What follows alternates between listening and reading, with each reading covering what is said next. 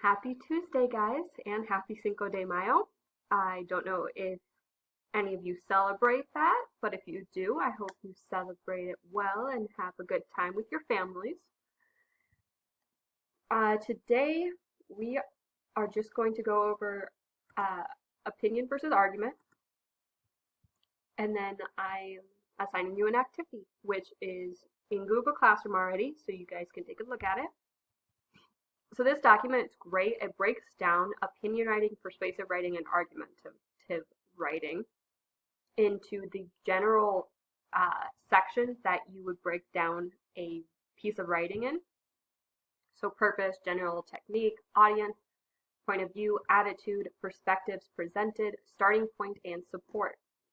So we're going to ignore the persuasive writing and just go through opinion and argumentative writing today and see how they differ so that will help you with your activity when searching for articles. So first, purpose. In opinion writing, the purpose is the writer aims to share his opinion or preference. In argumentative writing, the writer aims to get the reader to accept his perspective, his side, as truth. So it's not just sharing an opinion, you're trying to convince them. So it has a little persuasive element to it.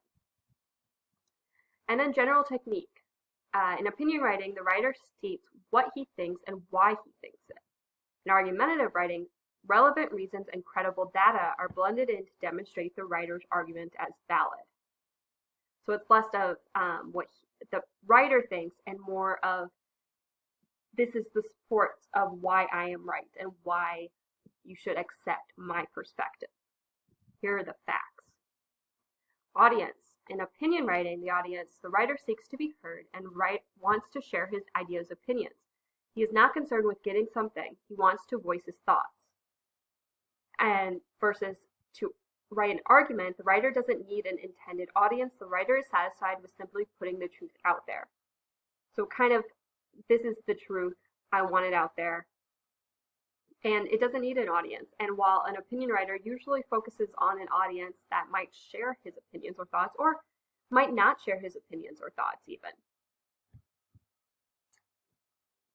Point of view. In opinion writing, because the writer is predominantly concerned with stating his opinion, first person, i.e. I, so using I, me, my, is always used.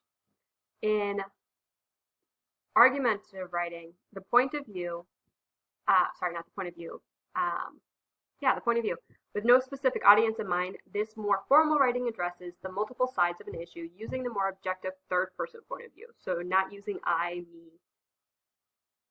While they're still stating their own perspective, they're saying this is why this is right, not this is why I think it's right. This is why it is right because of these facts.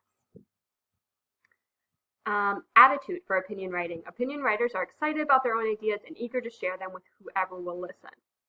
Argumentative writers maintain a tone of fairness and reasonableness. The attitude is respectful, tactful, and formal. So opinion, less formal, kind of sometimes goes on into a rant and very excitable.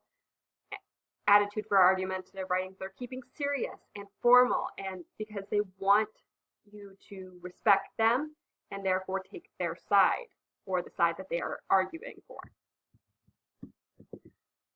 The perspectives presented. So opinion has a single-minded goal. Tell the reader what you think. Plain and simple. Argumentative writing acknowledges opposing views within a pro-con piece. See the more balanced scales above. This demonstrates the writer as a fair-minded person and gives him the opportunity to counter these perspectives as more logic, reasoning, and proof. So this is that part of argumentation that we talked about in the slideshow before, where there is the part of concessions and refutations. That's this. Opinion doesn't have that. They don't take the other person's side. They just state their own opinion. They don't even really mention the other side at all. Argumentation does. Starting point.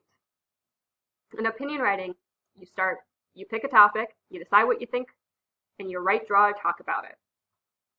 For argumentation, however, you conduct initial research on the debatable topic, align with the strongest side, and continue gathering facts and research. So when you start researching, you research both sides, unless it's like an assignment where your teacher's like, okay, you're taking the pro side of this argument. Sometimes you're just given a topic, take this topic, find your opinion on it, do research on both sides, whatever you think has the strongest facts supporting it and sides that you agree with more and can debate more, that is the side you choose, and then you continue to gathering facts and research for that side of the argument. And then support. Opinion pieces rely solely on opinion and feelings, no factual support at all. It's just truly, I think this because of my feelings. And then arguments rely on logical reasons that are all substantiated by facts, data, expert quotes, and evidence. The audience agrees with the writer because of the strong logical appeals. So this is logos, as we talked about it, and this is more pathos, going towards the feelings. So that is the breakdown. You can use this chart when you're doing this activity. It is in Google Classroom. I'm asking you to find 2 articles, 1 opinion and 1 argumentation article, and answering the questions for each of the articles. So each of the articles you write about 5 to 8 sentences for, with guided by the questions I give you on the Google assignment. So that is already in there. It's called opinion versus argument activity, I believe. So go in there and get that done. That is due on Monday. So I'm giving you guys plenty of time to find those articles and email me if you have any questions or can't seem to find an article for this assignment. Okay? All right, that is it for today. I hope you enjoy your Cinco de Mayo, and if you don't celebrate it, I just hope you enjoy your Tuesday. Have a great day. Bye.